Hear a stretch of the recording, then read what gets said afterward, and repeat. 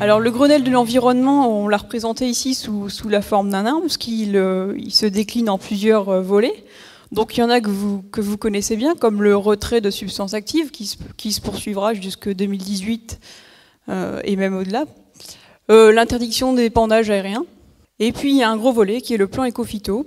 Donc ce plan éco-phyto, il est gouverné au niveau national par ce qu'on appelle le CNOS, qui est le Comité national d'orientation et de suivi. Et il est décliné au niveau régional dans les CROS, donc Comité régional d'orientation et de suivi. Donc le plan, il se décline en plusieurs axes. Le premier, c'est les indicateurs. Le NODU, donc c'est le nombre de doses unités. C'est l'indicateur de suivi du plan éco-phyto. Il est basé sur l'indice des ventes distributeurs. Il confond toutes les cultures. Et on a une année de référence qui est l'année 2008.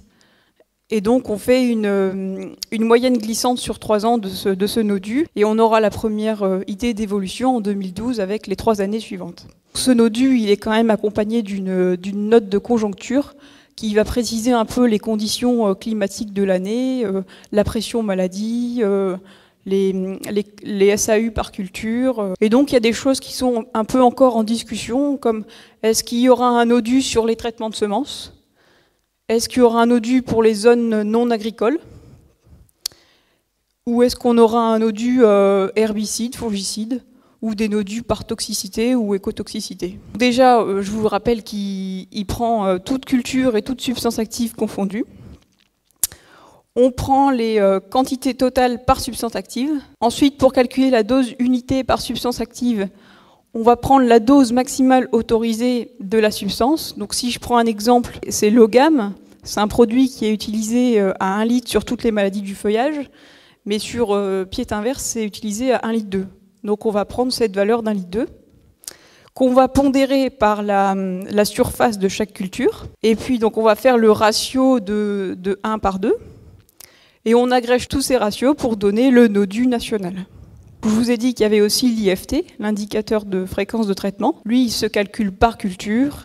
Il est plus à l'échelle de l'exploitation, vous le connaissez certainement. Il est utilisé dans les MAE, par exemple.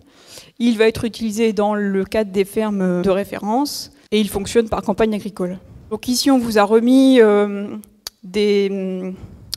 les IFT pour les cultures principales, hein, donc la betterave, le blé, le colza, le maïs, l'orge, le pois et la pomme de terre.